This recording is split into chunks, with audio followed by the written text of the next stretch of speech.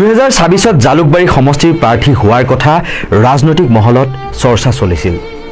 খাৰঘুলিৰ নিৰ্জন ঘৰটোত মাতৃ জীয়ৰী একেলগে বাস কৰিছিল প্ৰয়াত পিতৃ তথা প্ৰাক্তন গৃহমন্ত্ৰী ভৃগু ফুকনৰ স্মৃতিভূৰ কুঁৱৰী। যোৱা 20 মাৰ্চত দ্য ক্ৰছ কাৰেণ্টত সলসলীয়াকৈ পিতৃ সম্পৰ্কে সোধা প্ৰশ্নৰ উত্তৰ দি গৈছিল আৰু বিজেপি চৰকাৰৰ বনিয়া প্ৰীতিৰ বিৰুদ্ধে সৰব হৈ পৰিছিল উপাসা। আৰু 10 দিনৰ পাছত অৰ্থাৎ 30 মাৰ্চৰ দিনা আহিল সেই ভয়ংকৰ আৰু ৰহস্যৰে ভৰপূৰ খবৰটো। কিন্তু কিছু খবৰৰ মতে ভৃগু ফুকনৰ কন্যা উপাসা ফুকনে বাছি ল'লে চৰমপন্থা আৰু ঘৰৰ দ্বিতীয় মহলাৰ পৰা পিছলি পৰি ৰহস্যজনক মৃত্যুক সাৱটি লোৱা বুলি একাংশ সংবাদ মাধ্যমত খবৰ ওলাল। ঘটনাটো প্ৰকৃততে কি সেয়া নিৰপেক্ষ তদন্তৰ পাছতহে পোহৰলৈ আহিব। প্ৰশ্ন হৈছে, সলসলীয়াকৈ কথা কোৱা যুৱতীগৰাকী কি এনে মানসিক চাপত ভুগি আছিল বা ভুগি থাকিবলগীয়া হৈছিল? চৰমপন্থা বাছি লোৱাৰ বাবে কোনোবাই কৰিছিল নেকি প্ৰৰোচনা?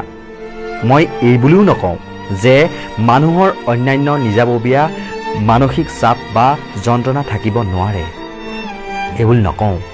মাতৃ ইন্দ্ৰিয়া ফুকনক আৰু অধিক অকলশৰীয়া কৰি কিয় এনে চৰমপন্থা ল'লে একমাত্ৰ জীয়ৰী উপাসা ফুকনে? বা দুমহলীয়া চাদৰ পৰা পৰি কেনেকৈ ৰহস্যজনকভাৱে মৃত্যুক আঁকোৱালি ল'লে উপাসা ফুকনে? নে এয়া স্বাভাৱিক বা আকস্মিক বিয়োগ নেকি? পিতৃ ভৃগু ফুকনে সমন্বয়ৰ বাবে কাম কৰিছিল। বনিয়াক বেজীৰ আগটোৰ সমান মাটি এৰি দিয়া নাছিল বুলি বিজেপি চৰকাৰৰ বনিয়া প্ৰীতিৰ লগতে জংঘলৰাজ চলোৱাৰ বিৰুদ্ধে দ্য ক্ৰছ কাৰেণ্টৰ আছুতীয়া সাক্ষাৎকাৰত সৰব হৈ পৰিছিল উপাসা ফুকন।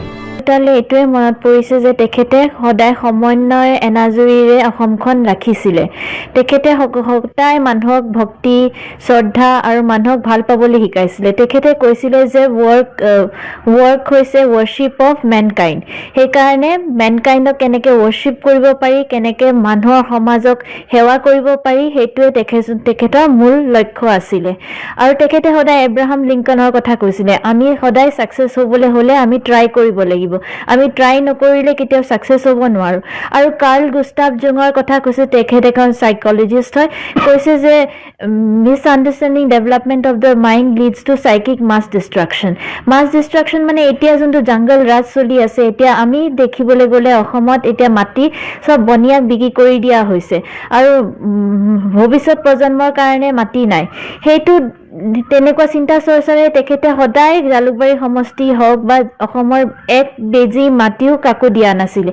কিন্তু এতিয়া আমি সেইটো দেখা নাই, অনুভৱ কৰা নাই। আমি অনুভৱ কৰিছোঁ জংগল ৰাজ।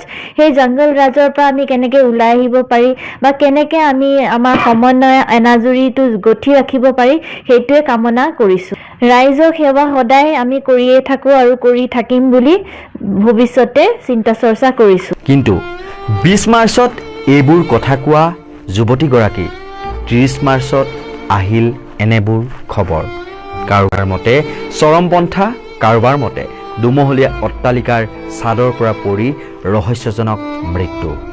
প্ৰকৃততে উপাসাৰ লগত কিদৰে কি ঘটিল সেয়া লতাশিল আৰক্ষীৰ নিৰপেক্ষ আৰু ক্ষিপ্ৰ তদন্তৰ পাছতহে পোহৰলৈ আহিব।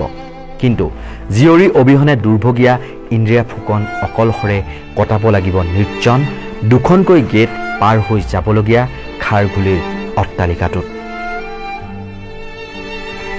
কাৰোবাৰ মতে চৰমপন্থা, কাৰোবাৰ মতে দুমহলীয়া অট্টালিকাৰ ছাদৰ পৰা পৰি ৰহস্যজনক মৃত্যু।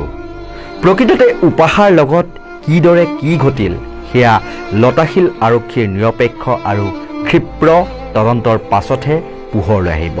কিন্তু জীয়ৰী অবিহনে দুৰ্ভগীয়া ইন্দ্ৰিয়া ফুকন অকলশৰে কটাব লাগিব নিৰ্জন দুখনকৈ গেট পাৰ হৈ যাবলগীয়া খাৰঘুলিৰ অট্টালিকাটোত।